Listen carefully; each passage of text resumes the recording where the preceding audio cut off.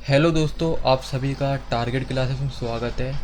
और आज एक हम नए चैप्टर की शुरुआत कर रहे हैं जो क्लास 10th का है, जिसका नाम है ट्रिग्नोमेट्री। ठीक है, ट्रिग्नोमेट्री वाला ये चैप्टर है हमारा। ठीक है, फिर इसके बाद एक दूसरा चैप्टर है जिसमें हम एप्लीकेशन पढ़ते हैं ट्रिग्नोमेट्री के। लेकिन मैंने आप लोगों के लिए इस चैप्टर को बहुत अच्छे से डिज़ाइन किया है। ठीक है, जैसा आप पढ़ते हुए आ रहे हो उससे थोड़ा सा अलग है ये। ठीक, आप इसको ध्यान से पढ़ना, कंप्लीट पढ़ना, आपको अच्छे से समझ में आ जाएगा ये पूरा चैप्टर। अगर आपका कॉन्सेप्ट क्लियर होगा ना तो कोई भी क्वेश्चन आप इजीली कर लोगे।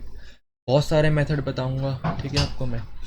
कम टाइम में भी क्वेश्चन कर लोगे एमसीक्यू वाले आप। चलिए फिर, जैसा कि आपको पता है, आपके चैप्टर का नाम है ट्रिग्नोमेट्री और साथ में वो रेशियोज करके भी लिखा हुआ है। लेकिन सबसे पहले मैं आपको ट्रिग्नोमेट्री का मतलब बताता हूँ कि ट्रिग्नोमेट्री होता क्या है ये। देखो,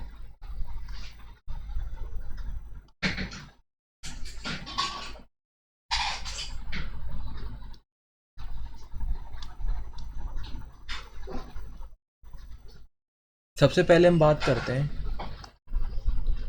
कि जो ये चैप्टर है ना, ये बना क्यों है, इसका रीज़न क्या है बनने का।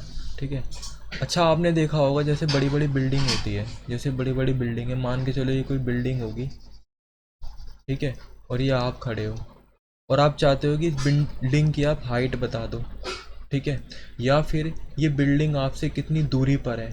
इन सब चीज़ों को बताने के लिए कि बिल्डिंग जो आपके सामने है उसकी हाइट कितनी है या वो आपसे कितने डिस्टेंस पर है। ठीक है, इन सब चीज़ को जानने के लिए ये ट्रिग्नोमेट्री वाला आपका चैप्टर बनाया गया है।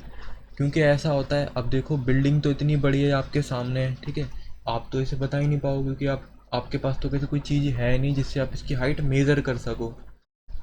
ठीक है, तो आप क्या कर सकते हो, एक एंगल के जरिए और ट्रिग्नोमेट्री के रेशूज़ के जरिए आप इस बिल्डिंग की हाइट क्या करते हो, फाइंड कर लेते हो। खैर ये तो बात की बात है, मैं आपको ये बता दूंगा। लेकिन इस ट्रिग्नोमेट्री का मतलब क्या होता है सबसे पहले हम ये जानते हैं। देखो, ट्रिग्नोमेट्री की अगर मैं बात करूं तो एक ग्रीक वर्ड से पूरा वर्ड बना पड़ा है। जहाँ पे अगर मैं बात बोलूं आपसे, ठीक है, ट्रिगोन। ठीक है, देखो ध्यान से देखना है यहाँ पे, ट्रिगोन, ट्रिगोन का मतलब क्या होता है, ट्रायंगल होता है। ट्रिगोन का मतलब क्या होता है यहाँ पे, ट्रायंगल होता है। और मैट्री जो वर्ड है ना वो बना हुआ है मैट्रम से, और मैट्रम का मतलब क्या होता है, मेजर करना। ट्रिगोन का मतलब होता है ट्रायंगल और मैट्री का मतलब क्या होता है, मेजर। इसका मतलब क्या होता है, किसी ट्रायंगल को मेज़र करना। अब ट्रायंगल को मेज़र करने का मतलब ये है, उस ट्रायंगल के एंगल्स को क्या करेंगे, मेज़र करेंगे कि उस त्रिभुज का हर एक कोण कितने डिग्री का है। ठीक है, उस ट्रायंगल के एंगल कितने डिग्री के हैं। तो उस हिसाब से ये ट्रायंगल को मेज़र करने के लिए ट्रिग्नोमेट्री वर्ड बना पड़ा है। सबसे पहले अगर इसने बोला ट्रायंगल को मेज़र करना है तो ट्रायंगल को मेज़र करने के लिए सबसे पहले हम एंगल को जानेंगे कि एंगल क्या होता है, क्योंकि एंगल से एक ट्रायंगल के बारे में पता लगता है हमें। अगर मैं एंगल की बात करूं तो एंगल कुछ भी नहीं है। आप ध्यान से देखना, एंगल क्या चीज़ है। देखो, अब वैसे तो मैंने यहाँ पे डायग्राम बना दिया, फिर भी आप समझ लो। मान के चलो ये एक रे है। रे आपने देखा होगा, ये एक रे है। रे की क्या पहचान होती है, इसमें एक पॉइंट होता है एक तरफ और एक तरफ ऐसे करके तीर जैसा निशान होता है, ये एक रे है। ठीक है, और मान के चलो इसी के साथ एक रे और चिपकी पड़ी है, इसके साथ एक रे और चिपकी पड़ी है। ठीक, इसके साथ एक रे है, लेकिन इस रे को थोड़ा सा मैंने क्या करा, खोल दिया, हल्का सा मैंने क्या करा, इसे खोल दिया। जब मैंने खोला ना तो ये दो रे ऐसे बन गई। ठीक है, एक रे ये रही और एक रे ये रही। जिस जगह से, देखो ध्यान से मैं हाईलाइट करता हूँ, देखो एक रे तो ये रही, एक रे तो ये रही, और एक और रे है जो यहाँ पर है ऊपर की तरफ, ये रही, दिख गई आपको, ये दो रे हैं। ठीक है, और ये दोनों की दोनों रे एक ही पॉइंट से स्टार्ट हो रही है, जो इनका क्या होता है, वर्टेक्स होता है। जिस पॉइंट से दोनों रे स्टार्ट हो रही है वो जो पॉइंट है उसको हम बोलते हैं वर्टेक्स। ठीक है, यहाँ से ये वाली रे निकल रही है इस पॉइंट, और सेम इसी पॉइंट से ये वाली रे निकल रही है, ये इनका कॉमन पॉइंट है जहाँ से ये निकल रही है। ठीक है, तो इन दो रे के बीच में जो स्पेस है ना, ये वाला स्पेस, इसी पार्ट को हम क्या बोलते हैं, एंगल बोलते हैं। इसी पार्ट को हम क्या बोलेंगे, एंगल बोलेंगे। दो रे के बीच में जो स्पेस होता है ना, उस स्पेस को क्या बोल रहे हैं हम? एंगल बोलते हैं, एंगल। जो हिस्सा है ये वाला, आपको दिख गया होगा ये वाला पार्ट, इसे हम बोलते हैं एंगल। जैसे जैसे करके ये रे और यहाँ पे आते जाएगी, इस जगह पे आते जाएगी, वैसे वैसे जो स्पेस होगा ना इन दोनों रे के बीच का, यानी कि जो एंगल होगा ना, वो और ज़्यादा क्या होता होगा, इंक्रीज होता जाएगा, बढ़ता चले जाएगा। और जैसे जैसे ये वाली रे और नीचे की तरफ आती जाएगी, तो इनके बीच का जो एंगल है वो छोटा होता चली जाएगा। ठीक है। तो दो रे के बीच का जो एरिया होता है, कभी कभी इसे स्लोप भी बोलते हैं, कि दो रे के बीच का जो स्लोप होता है, जो झुकाव होता है ना, उसे हम क्या बोलते हैं? एंगल बोलते हैं। और एंगल को आप थीटा से रिप्रेजेंट करते हो। जरूरी नहीं हम थीटा से रिप्रेजेंट करेंगे, मैं ऐसे भी बोल सकता हूँ इसे, मैं इसे ऐसे भी लिख सकता हूँ। ये दो रे है, इन दोनों बीच का एंगल ए है। आप ए की जगह बी भी लिख सकते हो। ठीक है। सी, जो आप इस, ये होते हैं सारे रिप्रेजेंट करने के तरीके। आप ए से भी रिप्रेजेंट कर सकते हो, बी से भी, सी से भी, और गामा से भी, अल्फा से भी, बीटा से भी, सब किसी भी तरीके से आप क्या कर सकते हो, उसे दिखा, वो दिखाने का एक तरीका है। ठीक है। बस आपको याद रखना है, दो रे, कोई भी दो रे,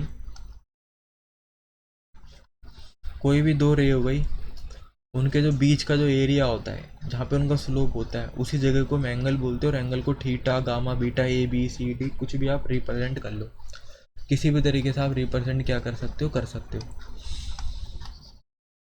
ये बात आपको बहुत अच्छे से समझ में आ गई होगी। कभी कभी इसे हम इनिशियल रे भी बोलते हैं। ये वाली जो रे होती है नीचे वाली, इसका नाम होता है इनिशियल रे, और ये वाली होती है फाइनल रे। ठीक है। अब आपको इतना याद नहीं रखना है। तो एंगल आपको अच्छे से समझ में आ गया होगा। एंगल की कुछ वैल्यू होती है, जैसे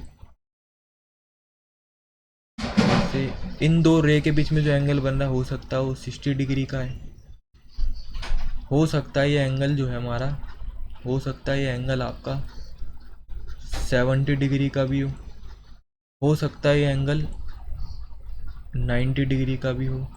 लेकिन बनेगा दो रे के बीच में ही। ये दो रे है, ध्यान से देखो, इनके बीच में एंगल हमारा बन रखा है, 90 डिग्री का एंगल है। मैं इसे ए करके भी दिखा सकता हूँ कि ये एक एंगल ए है, इसकी वैल्यू कितनी है? 90 डिग्री। आपको ये बहुत अच्छे से समझ में आ गया होगा। ठीक। अगर कोई एंगल 90 डिग्री से कम है, अब दोबारा आप समझ लेना थोड़ा सा यहाँ पे, वैसे तो काम नहीं है। अगर कोई एंगल क्या है, 90 डिग्री से क्या है, कम है, छोटा है, तो उसको बोलते हैं हम एक्यूट एंगल। एक्यूट एंगल वो होते हैं 90 डिग्री से छोटे, जैसे 60 डिग्री, 30 डिग्री, ये सारे एक्यूट एंगल है ये वाले। ठीक है। ये दोनों एक्यूट एंगल है क्योंकि 90 डिग्री से छोटे हैं।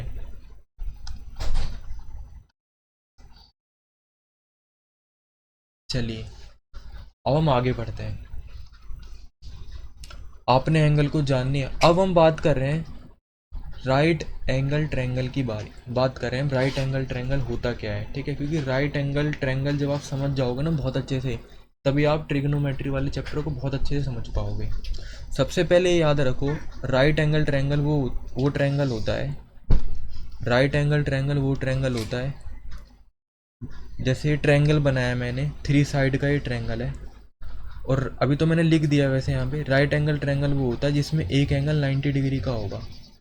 जो एक एंगल होगा वो अपने आप में क्या होगा, 90 डिग्री का होता है। बस आपको ये याद रखना है, राइट एंगल ट्रायंगल की पहचान है, उसमें एक एंगल 90 डिग्री का होता है, बस आपको ये याद रखना है। ठीक है।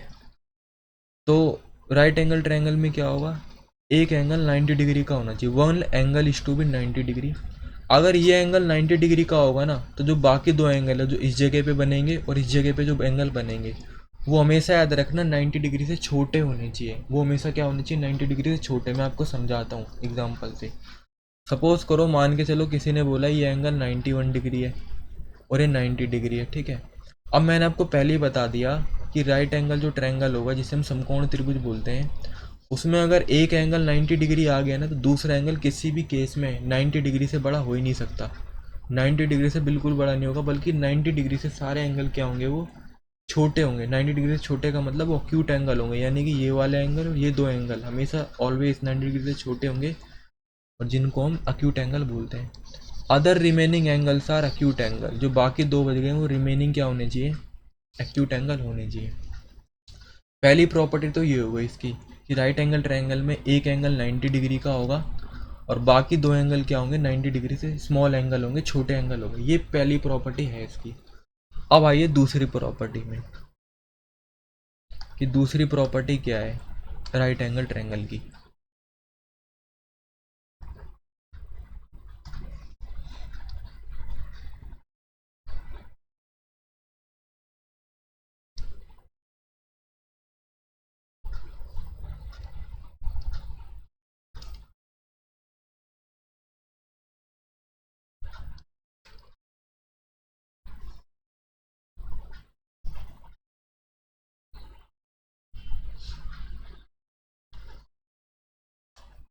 ये मिट नहीं रहा, चलो कोई नहीं है ना, इसे छोड़ते हैं। तो पहले प्रॉपर्टी आपको आ गई होगी समझ में।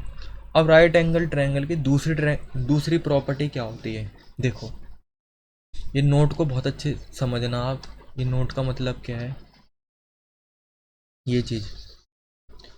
राइट एंगल ट्रायंगल में क्या होता है, एक साइड ऐसी होगी, एक साइड ऐसी होगी, एक साइड जिसको मैं हाईलाइट कर रहा हूँ, एक साइड ऐसी होगी जो बाकी के दो साइडों से हमेशा क्या होगी, बड़ी होगी। एक साइड जरूर ऐसी होती है राइट एंगल ट्रायंगल में, समकोण त्रिभुज में, जो हमेशा क्या होती है, लेंथ में बड़ी होती है बाकी दो साइडों से, बाकी दो साइडों से, ठीक। और और जो बड़ी वाली साइड होती है उसका नाम होता है हाइपोटेनियस वाली साइड, हाइपोटेनियस वाली साइड, ठीक है। और जो ये हाइपोटेनियस वाली साइड होती है, जहाँ पे 90 डिग्री का एंगल बनेगा, उसके बिल्कुल अपोजिट होगी, उसके बिल्कुल क्या होगी, सामने होगी।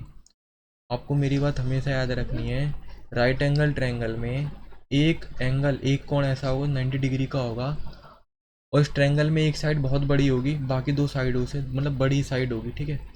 और इस 90 डिग्री के जो सामने वाली साइड होगी, हमेशा हमेशा आपको ये चीज़ याद रखनी है, इस 90 डिग्री के जो सामने वाली साइड होगी, जिसे हम अपोजिट साइड बोलते हैं 90 डिग्री की, उस साइड का जो नेम होता है उसे हम बोलते हैं हाइपोटेनियस साइड होती है, और ये अपने आप में लेंथ में क्या होती है, बड़ी होती है। आपको इतनी बात बहुत अच्छे से समझ में आ गई होगी, ठीक है। तो और आगे इसी कॉन्सेप्ट में बढ़ते हैं। तो आपको पता लग गया कि 90 डिग्री के सामने वाली साइड को हाइपोटेनियस वाली साइड बोलते हैं, और जो बाकी दो साइड बचती है, जो एडजेसेंट साइड होती है, जो बाकी दो साइड बचती है उनका नाम होता है एडजेसेंट साइड। वो 90 डिग्री के साथ होती है, जैसे ये वाली साइड हो गई, ये वाली, अब हाईलाइट कर देता हूँ मैं इसे भी, ये वाली साइड और ये वाली साइड। अब इनका नाम थोड़ा अलग होता है, इनको हम हाइपोटेनियस नहीं बोल सकते। जो खड़े में साइड है जिसको मैंने हाईलाइट किया है उसको बोलते हैं परपेंडिकुलर वाली साइड, ठीक है। और जो ये लेटी हुई साइड होती है हॉरिजॉन्टल वाली, से हम बोलते हैं बेस। तो राइट एंगल ट्रायंगल में तीन चीज़ें निकल के आती हैं यहाँ पे। एक आता है बेस, जो नीचे की तरफ है, जो खड़े में वर्टिकल में जो लाइन है वो परपेंडिकुलर लाइन होती है, और जो 90 डिग्री के अपोजिट होगी उसका नाम होता है हाइपोटेनियस वाली साइड। हाइपोटेनियस वाली बड़ी होती है थोड़ी, ठीक है। बाकी जो इनको एडजेसेंट, जो बेस वाली साइड होती है और परपेंडिकुलर वाली साइड है, इन्हें कुछ टीचर का किताब ये बोलती है एडजेसेंट वाली साइड है, क्योंकि 90 डिग्री के साथ है, ठीक। अब आइए, आपने छोटी क्लास में ये पढ़ा होगा कि एक पाइथागोरस नाम की थ्योरम होती है। पाइथागोरस नाम की जो थ्योरम है वो किस पे अप्लाई होती है, हमेशा एक राइट एंगल ट्रायंगल पे अप्लाई होती है। आपको हमेशा याद रखना है, जो हमारा राइट एंगल ट्रायंगल होता है, समकोण त्रिभुज होता है, उसमें एक प्रेमे थ्योरम अप्लाई होती है, जिस थ्योरम का नाम होता है, मतलब पाइथागोरस थ्योरम ही होती है, ठीक है, उसका नाम है पाइथागोरस थ्योरम। तो कैसे अप्लाई होती है वो समझेंगे, ठीक है।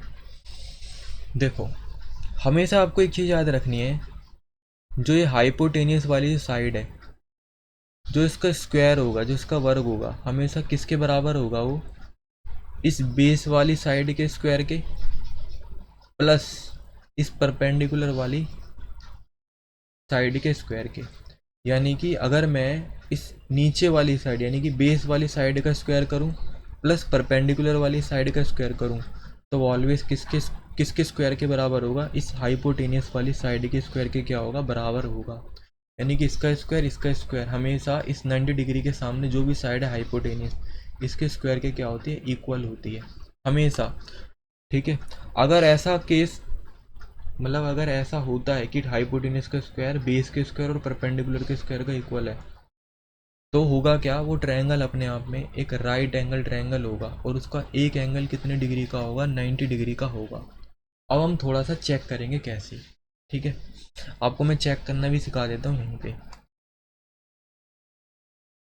देखिए, अभी थोड़ी देर के लिए इसे मिटा देते हैं जो भी मैंने यहाँ पे लिखा हुआ है।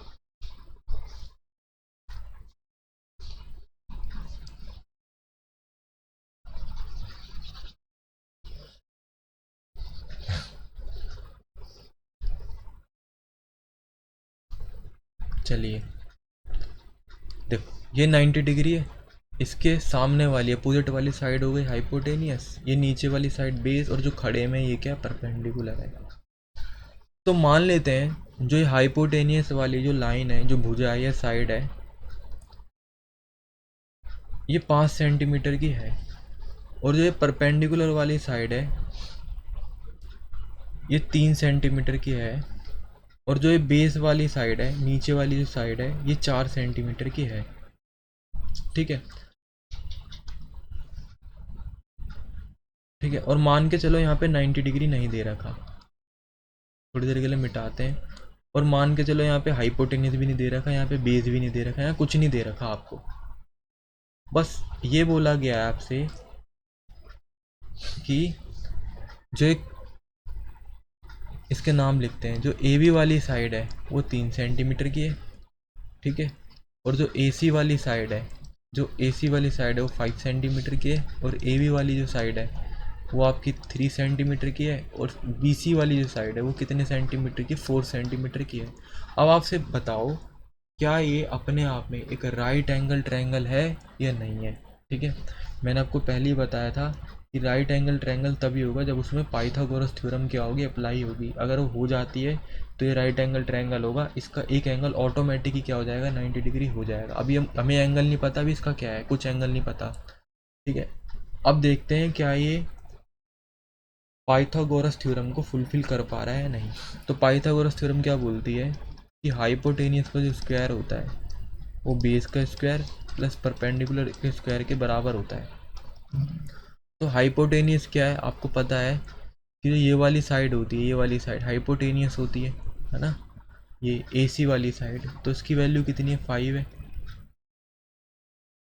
ठीक है, अगर मैं B का मतलब बेस, बेस कितना है इसका, 4 सेंटीमीटर है, इसका स्क्वायर, परपेंडिकुलर कितना है इसका, 3 सेंटीमीटर है।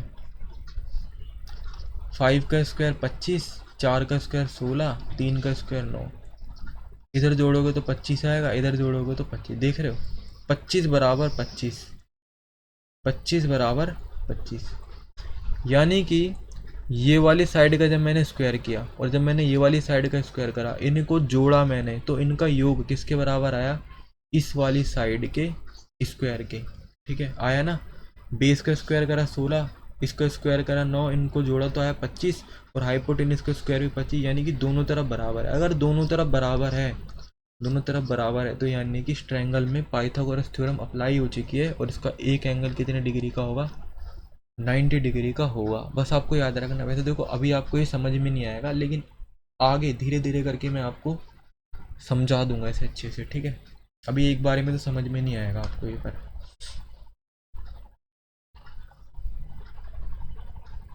ठीक। एक एग्जांपल और लेता हूँ मैं इसी में।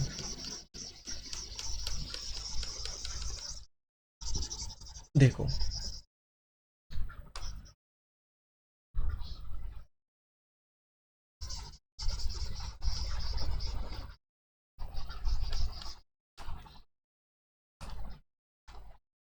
देखो अब ये वाला एंगल 90 डिग्री है।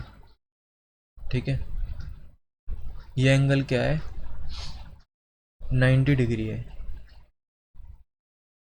ठीक है, तो ये एंगल अगर 90 डिग्री है तो हम बोलेंगे कि ये ट्रायंगल अपने आप में राइट एंगल ट्रायंगल है। लेकिन फिर भी हम थोड़ा से और चेक कर लेते हैं, क्या इस पर दूसरी प्रॉपर्टी भी अप्लाई हो रही है या नहीं हो रही है, वही पाइथागोरस थ्योरम वाली। तो हाइपोटेन्यूज का जो स्क्वायर होता है वो क्या होता है, बेस का स्क्वायर प्लस परपेंडिकुलर का स्क्वायर। अब यहाँ पे हाइपोटेन्यूज क्या है, AC, तो AC का स्क्वायर, यही तो हाइपोटेनियस है ये। और बेस क्या है यहाँ पे, ये बेस होता है ना, ये बेस है हमारा सी बी, बी सी। और परपेंडिकुलर क्या है, ये परपेंडिकुलर है ए बी। अब देखेंगे क्या ए सी का जो स्क्वायर है, हाइपोटेनस का स्क्वायर है, वो बेस प्लस परपेंडिकुलर के स्क्वायर के, बेस और परपेंडिकुलर के स्क्वायर के सम के इक्वल है या नहीं है। तो मान के चलो, मैं यहाँ पे कुछ वैल्यू लिखता हूँ, मान के चलो ए सी की जो वैल्यू है वो कितनी है,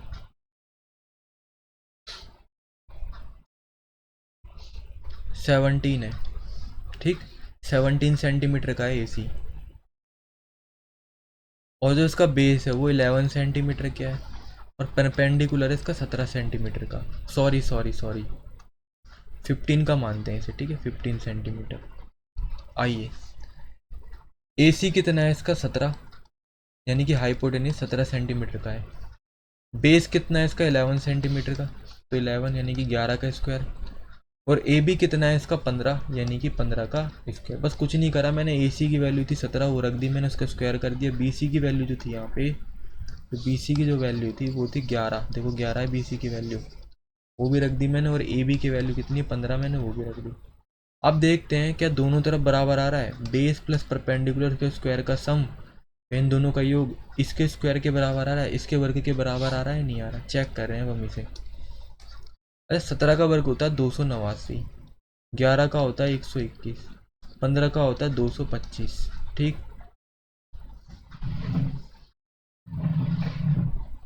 तो अब इन्हें जोड़ेंगे हम थोड़ा सा, ठीक है, तो जोड़ो।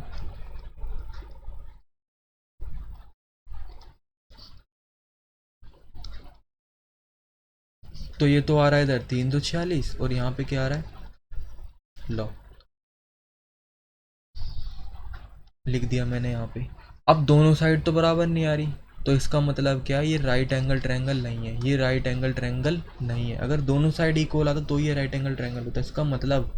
इसका मतलब क्या है, ये 90 डिग्री का नहीं हो सकता पक्का, ठीक है। भले ये दिखाने के लिए लिख दिया है, लेकिन ये 90 डिग्री का नहीं हो सकता। आपने छोटी क्लासेस में किया होगा, जब आपको वेरिफिकेशन के लिए बोलता है क्या वो राइट एंगल ट्रायंगल है या नहीं है, तो ये राइट एंगल ट्रायंगल नहीं है। भले यहाँ पे 90 डिग्री लिख दिया है, भले यहाँ पे 90 डिग्री लिख दिया है, ये कोई नॉर्मल ट्रायंगल है, ये कोई नॉर्मल ट्रायंगल है। कहने का मतलब ये, आप समझो मेरी बात। अगर मैंने एक ट्रायंगल बनाया और यहाँ 90 लिख दूँ, तो 90 डिग्री लिखने से राइट एंगल ट्रायंगल नहीं हो जाता, ठीक है। ये इस वाली थ्योरी, मतलब इस वाले पाइथागोरस थ्योरम को भी फॉलो करना चाहिए, तभी होता है, ठीक है। अब आइए आगे आप,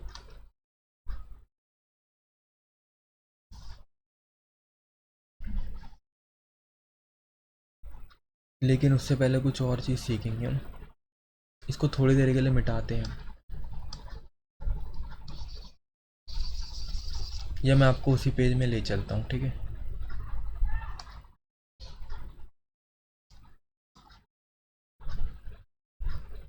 मैं आपको इसी पेज में ले चलता हूँ, और थोड़ा सा इसके बारे में मैं आपको और चीज़ें बताता हूँ।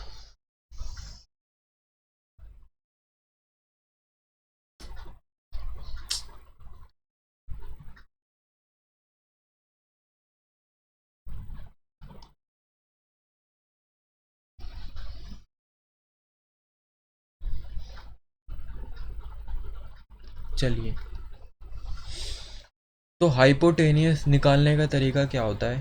हाइपोटेनियस निकालने का तरीका है आपके पास, आप क्या करो, बेस का स्क्वायर करो प्लस परपेंडिकुलर का स्क्वायर करो। लेकिन अगर आपको बेस निकालना है, बेस, तो बेस का स्क्वायर कैसे निकलेगा, हाइपोटेनियस के स्क्वायर में से आप क्या करो, ये प्लस का है ना परपेंडिकुलर, उधर ले आओ तो माइनस का आ जाएगा, तो ये फॉर्मूला लगा देना, आप बेस निकल जाएगा आपका।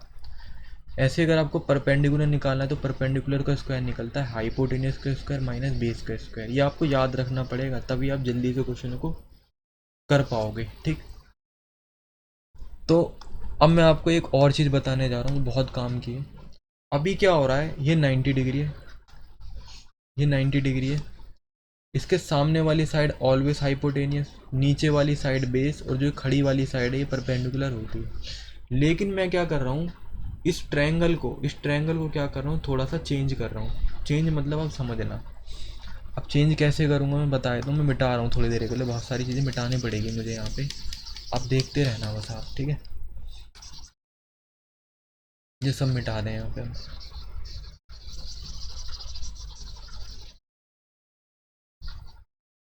चलिए देखो,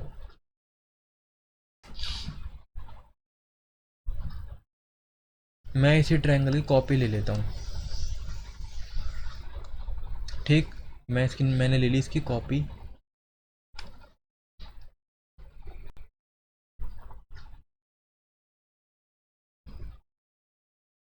ये ले ली मैंने कॉपी, आई की कॉपी, ठीक है। अब ध्यान से देखना, अगर ये राइट एंगल ट्रायंगल है और इसका एक एंगल 90 डिग्री है, तो उसके सामने वाली साइड हाइपोटेनियस होगी, ऑलवेज हमेशा होगी, उसमें आप कोई बदलाव नहीं कर सकती। अब देखना मैं क्या कर रहा हूँ, ट्रायंगल यही है, यही ट्रायंगल की बस मैंने कॉपी ली है। अब देखो मैं इस ट्रायंगल को क्या कर रहा हूँ, ध्यान से देखना।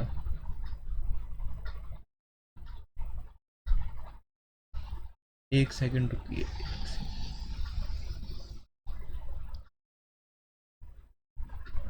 अब देखना ध्यान से, मैं इसी ट्रायंगल को ले रहा हूँ और घुमा रहा हूँ, ध्यान से देखना, ध्यान से। अब आप ध्यान से देखो, जो बेस नीचे था ना, जो बेस नीचे था वो बेस देखो कहाँ जा रहा है, वो बेस देखो कहाँ जा रहा है, कहाँ गया वो बेस, ऊपर गया।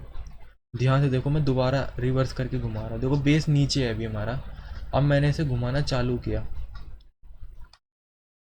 अब मैंने देखो इसे घुमाना चालू करा, गलती हो रही है थोड़ी सी, है ना।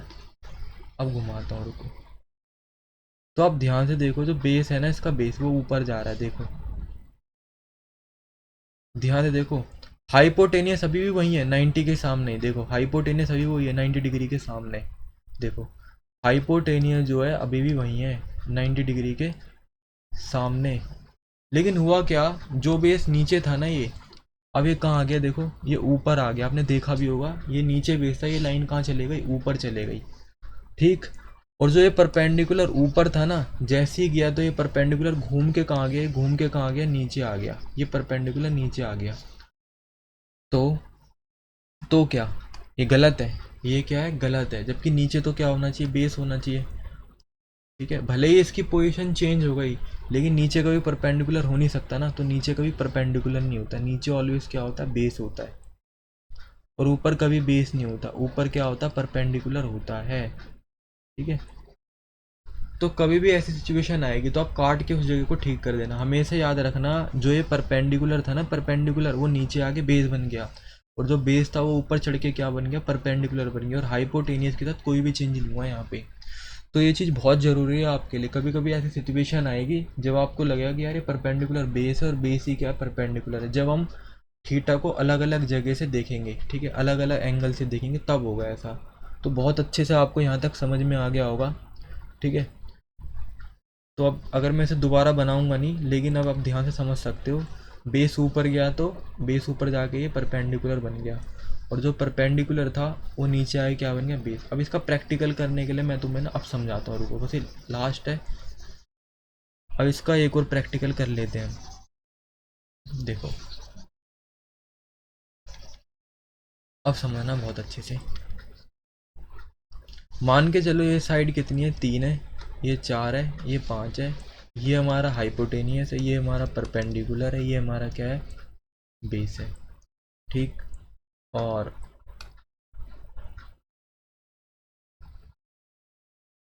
चलिए, ठीक है, आइए, अब मैं दोबारा क्या कर रहा हूँ, इधर 4 लिख रहा हूँ, इधर बेस लिख रहा हूँ, इधर परपेंडिकुलर लिख रहा हूँ, इधर 3 लिख रहा हूँ, इधर हाइपोटेन्यूस लिख रहा हूँ, इधर 5 लिख रहा हूँ। अब ध्यान से देखना आप, और 90 डिग्री अभी भी अपनी जगह पर ही है, 90 डिग्री यहीं पे है, क्योंकि हाइपोटेनियस है ना सामने, इसके सामने। इसे पकड़ के घुमाते हैं, देखना अब ध्यान से, इसको मैंने क्या करा, घुमाना चालू करा, ध्यान से देखना आप, ये मैं घुमा रहा हूँ इसे। अब ध्यान से देखो, जो परपेंडिकुलर ऊपर था ना वो नीचे आ रहा है, देखो आ गया नीचे, देखो आ गया नीचे, और आ गया नीचे, आ गया नीचे, आ गया नीचे, आ गया नीचे, ठीक है। अब हुआ क्या, जो परपेंडिकुलर था वो नीचे आके क्या बन गया, परपेंडिकुलर थोड़ा ना रहेगा नीचे आके, अब नीचे आके क्या बन जाएगा वो बेस। तो इसका बेस कितना हो गया 3। देख रहे हो ट्रायंगल दोनों सेम थे, ट्रायंगल दोनों सेम थे, लेकिन जैसे ही मैंने ट्रायंगल की पोजीशन चेंज करी तो परपेंडिकुलर की जो वैल्यू थी 3 सेंटीमीटर, अब वो परपेंडिकुलर नहीं रहा, अब क्या बन गया वो बेस बन गया। और जो बेस था यहाँ पे, और जैसी पोजीशन चेंज करी वो बेस नहीं रहा, वो ऊपर जाके क्या बन गया, वो बेस नहीं बना, अभी बन गया परपेंडिकुलर। 4 सेंटीमीटर का है ये। ठीक है, आज के लिए इतने। और हाइपोटेनियस क्या होता है, कभी भी चेंज नहीं होता। अगली क्लास में मैं आपको क्या पढ़ाऊंगा, अगली क्लास में मैं पढ़ाऊंगा आपको ये पढ़ाऊंगा मैं ट्रिग्नोमेट्री के, आपको रेशियो समझाऊंगा। अब आपको बहुत अच्छे से क्या आएगा, समझ में आएगा। ये इंट्रो था, अब यहाँ से स्टार्ट हुआ आपकी क्लासेस। ठीक, आज के लिए इतना ही।